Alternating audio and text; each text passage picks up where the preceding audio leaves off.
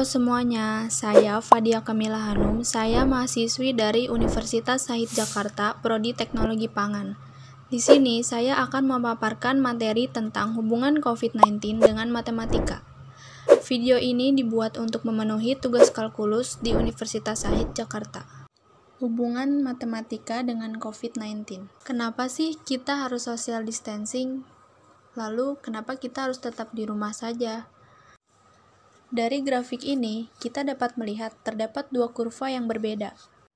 Pada kurva pertama, menunjukkan penyebaran wabah yang rapid, jadi penyebaran wabah yang sangat cepat, sehingga banyak orang yang sakit dalam waktu yang singkat.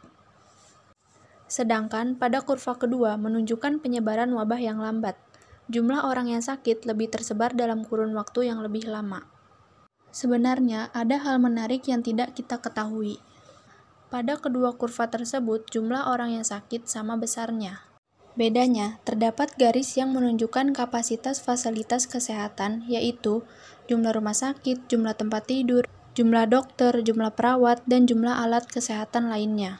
Jadi, jika kejadiannya di kurva pertama, terdapat orang sakit dalam waktu singkat, tetapi ada bagian kurva di atas garis, yang artinya ada pasien positif yang tidak bisa mendapatkan fasilitas kesehatan di rumah sakit, karena terbatasnya peralatan medis yang mengakibatkan tenaga medis yang kewalahan untuk mengurusi pasien. Pasti ada banyak pasien yang tidak dapat penanganan yang mengakibatkan kematian.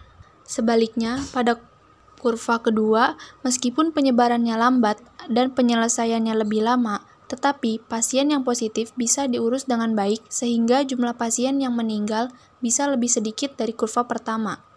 Merumuskan perkembangan COVID-19 dengan rumus sederhana, yaitu terdapat 3 variabel di mana NH adalah jumlah kasus per hari, R adalah jumlah rata-rata orang yang bertemu pasien COVID-19, P adalah peluang tertular orang yang bertemu pasien COVID-19.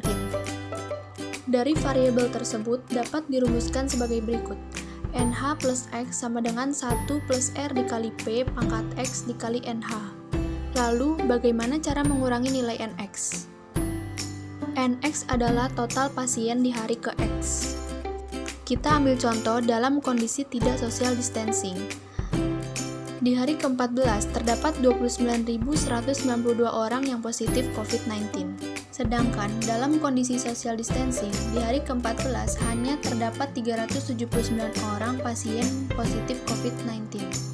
Dari perhitungan tersebut, dapat disimpulkan, jika nilai P dan nilai R berubah sedikit, maka pasien yang positif COVID-19 akan bertambah banyak. Maka dari itu, pemerintah mengajak masyarakat untuk berkontribusi mengurangi nilai P dengan cara menggunakan masker, rajin mencuci tangan, dan pola hidup sehat. Sedangkan peran masyarakat untuk mengurangi nilai R yaitu dengan cara stay at home dan social distancing. Mungkin dari kalian banyak yang belum tahu apa itu Basic Reproduction Number atau RO dan Effective Reproduction Number atau RT. Dalam perhitungan nilai RT, diasumsikan bahwa kasus sekunder berasal dari populasi di mana terdapat orang yang imun dan rentan. Sedangkan dalam perhitungan nilai RO, diasumsikan bahwa kasus sekunder berasal dari populasi di mana terdapat orang yang semuanya rentan. Maka dari itu, nilai RO akan selalu lebih kecil dari nilai RT. Basic Reproduction Number atau R0 dapat dirumuskan sebagai berikut. R0 sama dengan K dikali P dikali D. Disederhanakan menjadi K dikali P sama dengan beta, R0 sama dengan beta dikali D, di mana K adalah contact rate, P adalah transmission probability, D adalah infectious duration, beta adalah laju penyebaran penyakit atau laju transmisi. Contoh kasus yang pertama, jika beta 0,5 dan D-nya 5 hari, maka R0 yang dihasilkan adalah 2,5, yang berarti satu orang terinfeksi menyebarkan ke 2,5 orang lainnya. Sedangkan pada kasus kedua, jika beta 0,1 dan D-nya 5 hari, maka R0 yang dihasilkan 0,5. Berarti satu orang terinfeksi menyebarkan ke 0,5 orang lainnya. Dari perhitungan di atas dapat disimpulkan, kita sebagai masyarakat yang dapat kita lakukan adalah menurunkan nilai beta. Semakin kecil nilai beta, maka semakin juga nilai R0-nya. Selanjutnya adalah Effective Reproduction Number atau RT, dapat dirumuskan sebagai berikut. RT sama dengan R0 dikali S. di mana S adalah proporsi populasi rentan. Contoh kasusnya adalah jika R0 sama dengan 2, S-nya 50%, RT yang dihasilkan adalah 1. Berarti setiap satu orang terinfeksi menyebarkan ke satu orang lainnya. Jika nilai RT atau R0 lebih dari 1, maka terjadi epidemi atau lonjakan kasus. Jika RT atau R0 sama dengan 1, maka endemik atau kasus menetap. Lalu, jika RT atau R0 kurang dari 1, maka kasus akan hilang atau days out. Selanjutnya adalah herd immunity. Herd immunity adalah kondisi ketika sebagian besar kelompok atau populasi manusia kebal terhadap suatu penyakit karena sudah pernah terpapar dan sembuh dari penyakit tersebut. Untuk mencapai herd immunity dapat dilakukan dengan dua cara. Yang pertama yaitu vaksinasi dan kedua adalah natural immunity. Vaksin efikasi atau nilai ambang batas untuk mencapai herd immunity dapat dirumuskan sebagai berikut. Fe sama dengan 1-1 per R0.